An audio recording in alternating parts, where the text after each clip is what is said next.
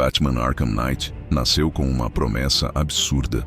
Não era apenas mais um jogo, era para ser o encerramento perfeito da melhor trilogia de jogos de super-herói já feita.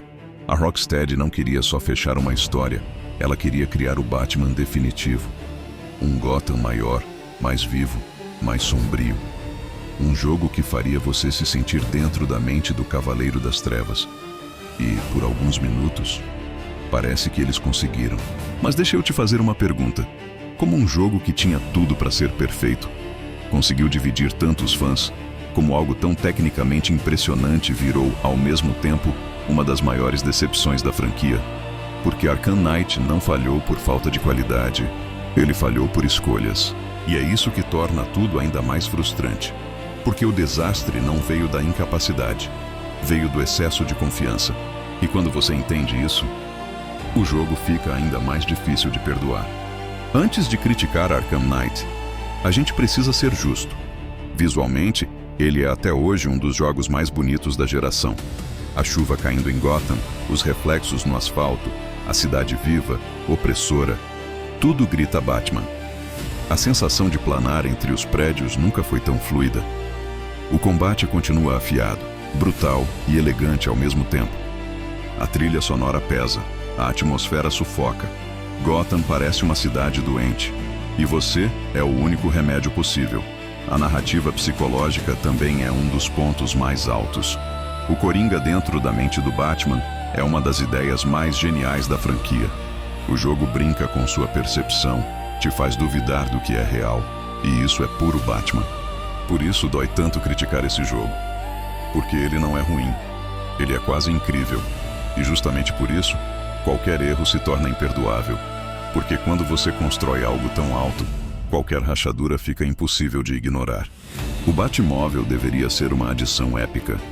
A ideia era simples: transformar o carro do Batman em uma extensão do próprio herói. E no papel, isso é fantástico. Mas na prática, o jogo te força a usar o Batmóvel mais do que você gostaria. Muito mais. Missões que poderiam ser resolvidas com inteligência, furtividade ou combate viram arenas de tanque. Puzzles se transformam em desafios mecânicos repetitivos. E aquilo que era para ser uma ferramenta, vira uma obrigação. O ritmo do jogo quebra. A imersão some. Você deixa de ser o Batman e vira um motorista de tanque em Gotham. E o problema não é o Batmóvel existir. O problema é ele dominar o jogo. Ele rouba espaço daquilo que Arkham sempre fez melhor: te fazer sentir o Batman no corpo, não num veículo. E aqui começa a sensação de que alguém, em algum momento, esqueceu o que fazia essa franquia especial. Agora vamos falar de uma das maiores frustrações de Arkham Knight: o próprio vilão. Vendido como uma ameaça misteriosa, alguém que conhecia o Batman como ninguém, que antecipava seus movimentos, que parecia estar sempre um passo à frente, o Arkham Knight prometia ser algo realmente novo. E aí vem a revelação: Jason Todd. E o problema não é quem ele é. Pelo contrário, Jason Todd é uma escolha poderosa. Um Robin esquecido, torturado, abandonado, que retorna como a personificação do maior erro do Batman. No papel, isso é genial. Isso tinha tudo para ser uma das histórias mais pesadas e marcantes da franquia. Mas na prática, não funciona como deveria. Porque conforme o jogo avança, o mistério desaparece cedo demais. A identidade não choca. Muitos jogadores já sabiam antes mesmo do lançamento. E quando o vilão que deveria carregar o peso emocional da narrativa perde impacto, toda a história sente.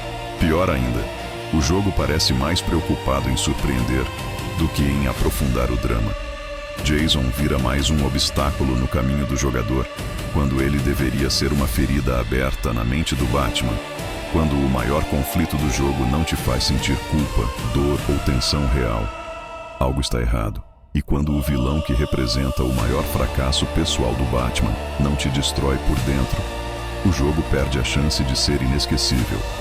Arkham Knight também sofre de um problema grave: repetição. Muitas missões secundárias parecem mais obrigações do que histórias. Chefes que deveriam ser memoráveis viram confrontos genéricos. Vilões incríveis são desperdiçados em batalhas sem criatividade. Você não sente que está enfrentando inimigos lendários. Você sente que está limpando o mapa. E isso mata o impacto emocional. Porque Batman não é sobre quantidade de inimigos. É sobre peso narrativo. Cada vilão deveria ser um evento. Mas Arkham Knight transforma vários deles em tarefas burocráticas. E quando um jogo do Batman vira burocrático, ele perde sua alma. E talvez o mais doloroso seja isso. Arkham Knight poderia ter sido o melhor da trilogia. Ele tinha tudo: motor gráfico, orçamento, liberdade criativa, público garantido. Bastava confiar menos em mecânicas forçadas. E mais no que sempre funcionou.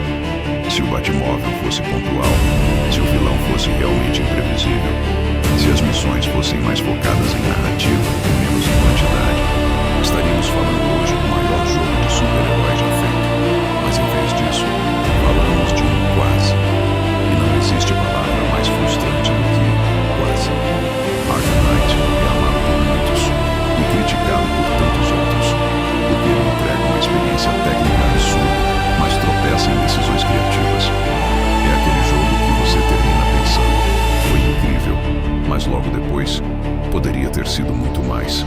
E talvez seja exatamente isso que o torna tão debatido até hoje. Não é um fracasso completo, mas também não é o ápice que prometeu ser. Ele vive no mundo, entre obra-prima e decepção. E talvez isso seja mais cruel do que simplesmente ser ruim. Batman Arkham Knight não é um jogo horrível, mas também não é o jogo lendário que poderia ter sido. Ele é a prova de que nem sempre ter mais significa ser melhor, e que até as maiores franquias podem errar. Agora eu quero saber de você: Arkham Knight é um fracasso ou um jogo injustiçado? Comenta aqui embaixo o que você acha. E se você